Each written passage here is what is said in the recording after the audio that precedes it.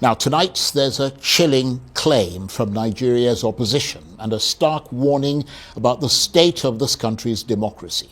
The ADC says its leaders came under armed attack earlier today in Benin City, alleging that gunmen trailed party officials from a political event and opened fire at a private residence, destroying vehicles in what they describe as a survived assassination attempt. At the center of this claim are prominent political figures, including Peter Obi and John Odigye Oyegun, who were attending an event linked to the formal declaration of Olumide Apata into the ADC. The reaction of the ADC has been stark. In a statement, it said that democracy is in danger.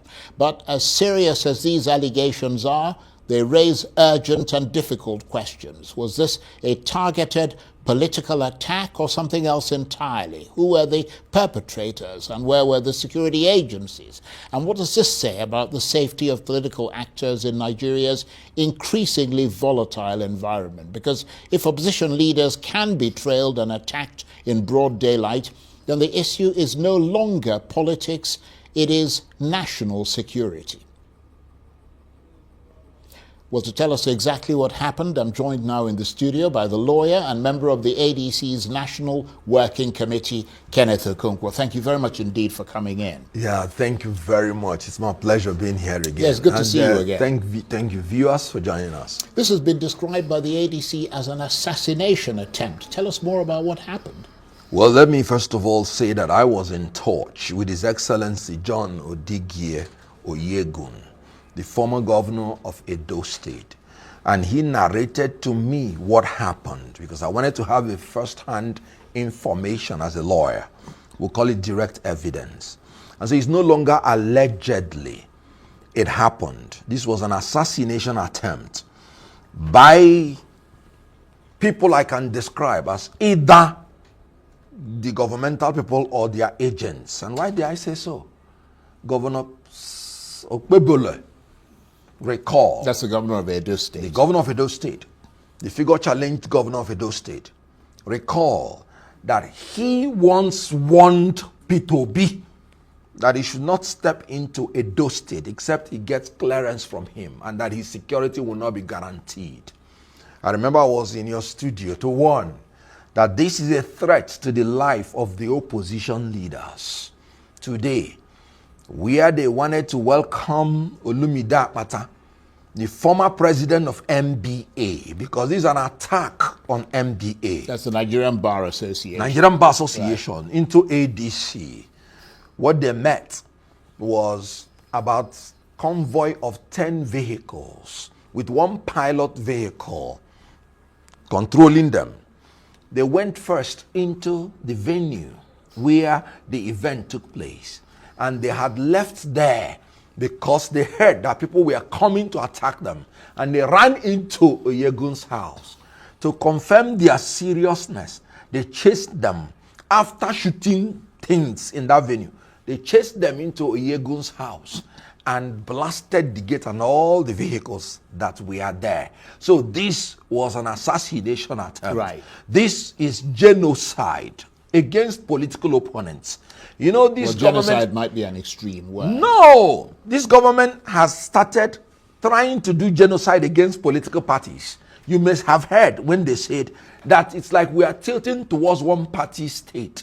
And this was orchestrated by APC to ensure that there is no other party. That is what genocide means. Yeah, but having failed to genocide all the political parties, because ADC from the kingdom of grace just emerged, their only choice now is to wipe out the opposition leaders. And that is the next era they are going into. Right. Let me just make it clear, because you're a lawyer as well. And yes, you know that with these kinds of things, one has to be careful what you actually say. Absolutely. But unless yes, you have absolute evidence to support the point that you're making. But let me just say this. Yes, the governor is the chief security officer of the state, and the president is the chief security officer of Nigeria. But the fact that Governor Okpebholo said that if you do not inform me when you come in, I cannot guarantee your security, doesn't mean that he's the one who carried out the attack. Well, then why are you arresting El Rufai? Because you said on television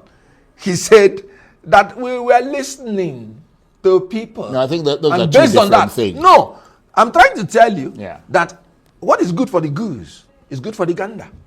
If you would not blame Okpobelo having made the threat. No, Obebele did not say that. No, hold on. Yes. Obebele did not say That if you come into my state and you don't tell me, I'm going to attack you. he said, that's not what he said. I cannot guarantee your security. Yeah, El Rufai said on this program that we have our ways of listening to the government, and we were listening to the government. Yes. We essentially, broadly speaking, tapped the National Security Advisor's phone. That's a completely different thing. What he made is an allegation in law, because you have dragged me into it. Even if you come to law court and plead guilty, you are still expected to prove the ingredients of the offense. Indeed. Before the courts can convict you. So that somebody came on TV and said, I did whoo to an elephant. An elephant died. Well, let's get back to let's get back to the crux of the matter, because these are very important things. Let me ask you this. So your sense is that this was targeted, and not just a security breach or isolated violence. No. It's a premeditated attack. Right. Channeled towards intimidating the opponent. Were there any casualties? Now. Anybody hurt? Amongst our leaders. Right. We cannot say that they killed anybody. Yeah, but was anybody hurt? But other people were injured. Right. We are yet to know about the casualty figures because it happened today. But one thing is very, very telling. 3 governors were in that venue. 3 former governors. Because I'm talking directly to Mondo Okpobelo. Because one day you'll be an ex-governor. And may it be rewarded to you that in your state, you will be targeted. John Oyegu, former governor of Edo State. Professor Sumbo, former governor of Edo State. Peter Obi, former governor of Anambra State. 3 governors. And the federal government with the state government could not provide enough security for their safety. Section 94 of the Electoral Act 2022 that has been repealed. And of course, the same provision has been provided for in the 1996, said that the security agencies must make equal provision for security for both the opposition and the ruling party, and that they will never stop any event that the opposition is to handle. They must provide that even if there is a clash in venue, security agencies must sort it out so that they will all carry out their activities. So did they have security of their own? If they had security, was there security with them? You know, this government, in order to ensure the intimidation of the opponents, they withdrew purportedly the security. You mean there was security and then the security was withdrawn? Yes. Or you're speculating about it? Right. You know, that time the government said they are withdrawing policemen from everybody. Yes. They withdrew the security of John Oyegu and all the other people. And that made them usually vulnerable. when you have an event, I mean, you inform the police and the police would send security. That is what I'm telling you. If the security was there, they wouldn't be attacked. Right. So there was no security, basically. Basically. And then, that's why I said it's genocide. It's planned. And what happened after the alleged attack? Now, did they go to the police and report the incident? No, they reported the incident. Right. Oyegu told me that the commissioner of police was magnanimous enough to visit him. But what we do not know is what happens after then, because most of those things had happened and it died down and swept under the carpet.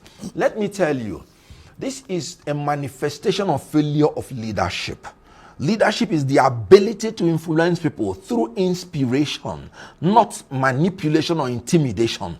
This government hasn't failed in all indices of governance. They are now employing intimidation and manipulation. You can see what happened today. That's pure intimidation. Now, manipulation, you can see what is happening in the purported amendment of our laws to create rooms for them to rig election. That's manipulation. And you know the funny thing? They always exhibit the work of unintelligent people. You can see the amendment they did purportedly to the Electoral Act. You can see the provisor, and the provisor is as worthless as the paper that it is written on. You can see a provisor. You know what they said? They said if there is communication failure, if there is no network, the presiding officer cannot transmit, then you will use the manual result to collate. Worthless. You know why? The BVAS functions like your phone. If you snap me now, my image falls automatically to your gallery. And when you upload, you can upload me and my image onto any person or to any platform without network. You don't need it. So network comes only when you download, when you decode. Unintelligent people. Right, but let me Today, just come back there is nothing like the provisor in the eyes of the law. Right, let me come back to this issue of alleged attack in Benin, because I mean that's a very critical question. You said the police and other security agencies were not there at the time of this incident, and that you have formally filed a report. Yes. Now, what I will not tell you now, to my knowledge, was whether there was any policeman that was there or not. Right. But what I would tell you was that whether there was policeman or not, is either they were not enough or there were none. But I can't say authoritatively. What I know is that they were attacked in the venue that they held the meeting, because they had to leave there when they saw that there was an advancement of politically motivated thugs to destroy their lives. Yeah. And then they ran to Chief Oyegu's house and they chased them there.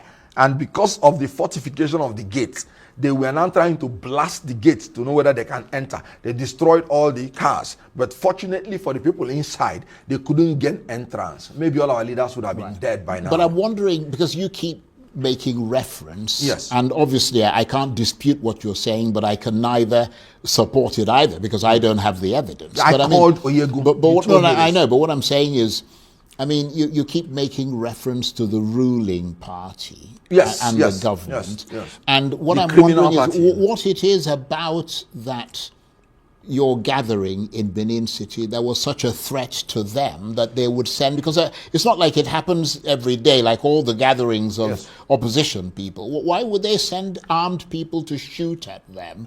Because of, and you see what I mean? I understand perfectly what you mean. What is it that posed such a threat to them that they would want to assassinate people there? I don't understand the logic. Now, first and foremost, I had told people that even if Tinubu runs unopposed in 2027, he will fail.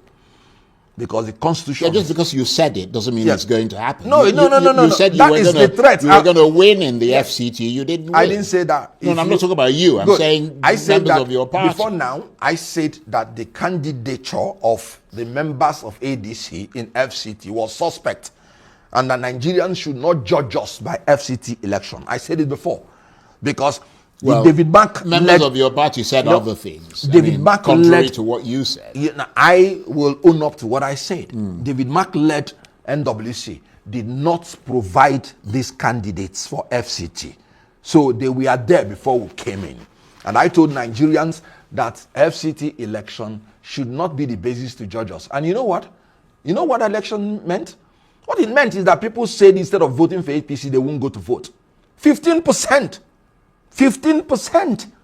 Well, that's how you interpret it. But that is what it is. Yeah, but the point is that, you see, I'm not a spokesman. Because the next thing people are going to say, oh, well, he's talking. I'm trying to tell you the threats. The reason, what I'm saying is the reason in Edo why they attacked. The percentage of people who came out to vote in the FCT voted from official figures, voted in favor of the APC. Now, So they could have voted in favor of the ADC, irrespective of how few their numbers were. Good. I don't want to go into the details of the sham election. You and I knew or know that Mwike obstructed people from coming out.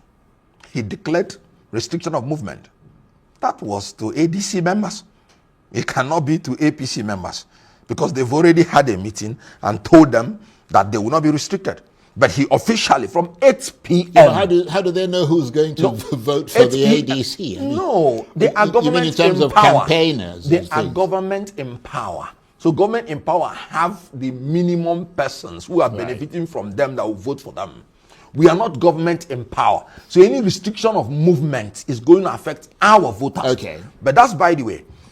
Why I'm telling you that Tinubu will lose, even if he comes unopposed, that is the reason they want to destroy the opposition party, because of the threat that they will lose 2027 election. All this hula baloo about people defecting, governors defecting, and all those things.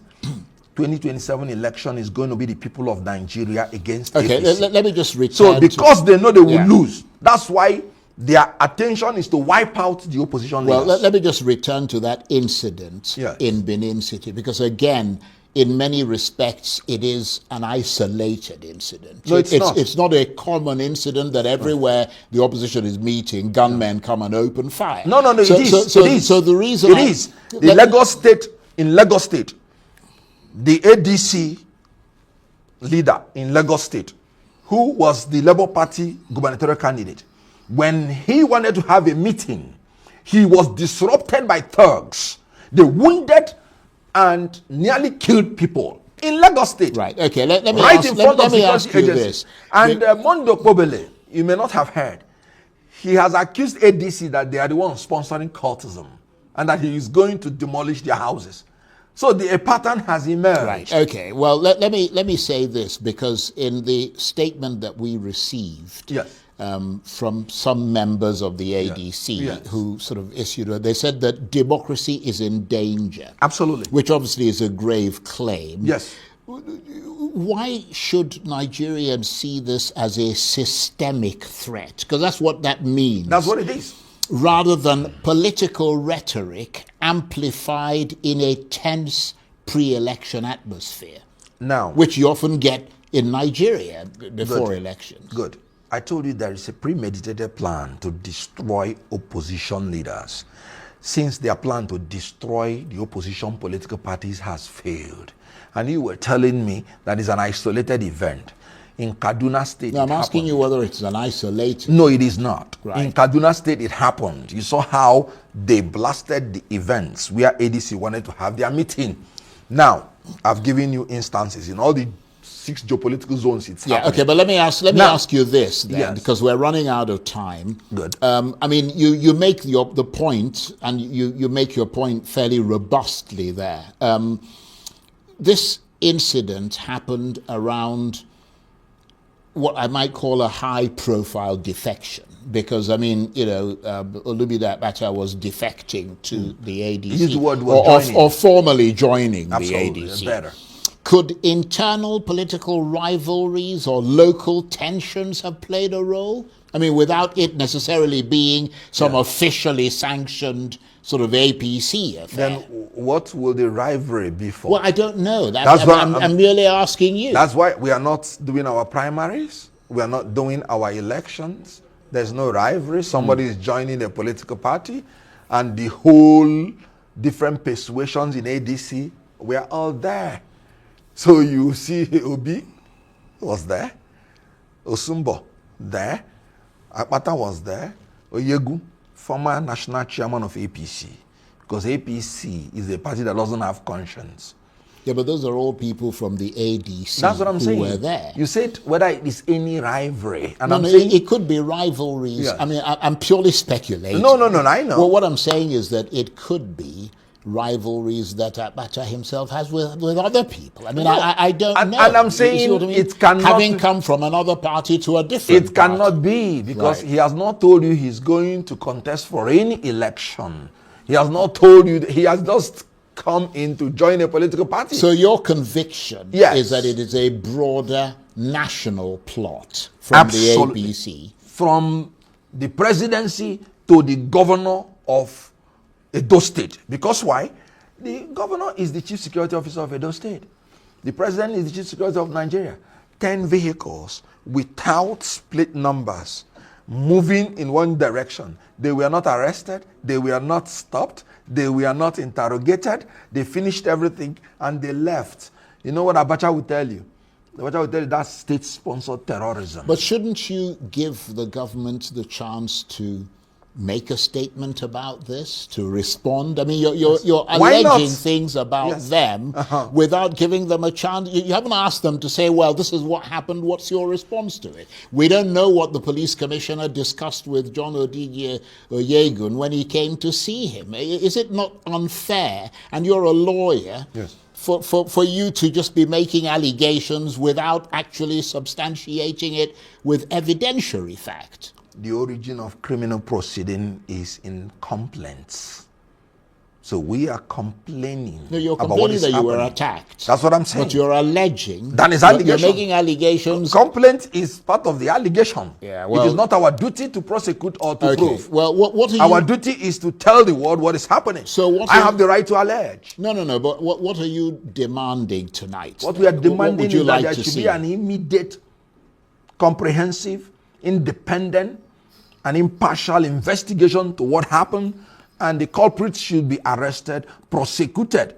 This is an attempted assassination, and we believe that it was premeditated, and we believe that the government is responsible for it. They can prove us otherwise, because they have the monopoly of force, monopoly of power, and they have the monopoly of the prosecutorial powers. But in Nigeria, we know that there are a lot of, non-state actors who are armed across this country. Yes. I mean, including, arguably, politicians on all sides of the political divide in this country. I mean, isn't that true? Because a lot of politicians in the ADC have come from ruling parties where they themselves once controlled power. They've been former governors, they've been former, ministers, and in very powerful positions. Good. Haven't you heard that why we believe that the security situation is festering in Nigeria is because there's complicity in the security apparatus of Nigeria?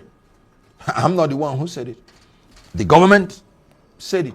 Goodluck Jonathan said it. He said, I have Boko Haram even in my cabinet. So if there is no complicity with the government, no security problem will last more than 24 hours. Yeah, but that suggests that people who are and who were in government are equally complicit. And that would include members of the ADC. No. It is your duty as a government in power to single out whoever is involved and dish out the commensurate wrath of law against the person. And if you don't, you have just exposed your incompetence and complicity with what is happening. That is why you are in power. Okay. They are not in power. And that is why you should investigate whoever that is offending the law. And when you fail, you take responsibility. Well, I certainly hope the government gets to the bottom of this. No, they should. Yes. Otherwise, everybody should prepare to defend yourself.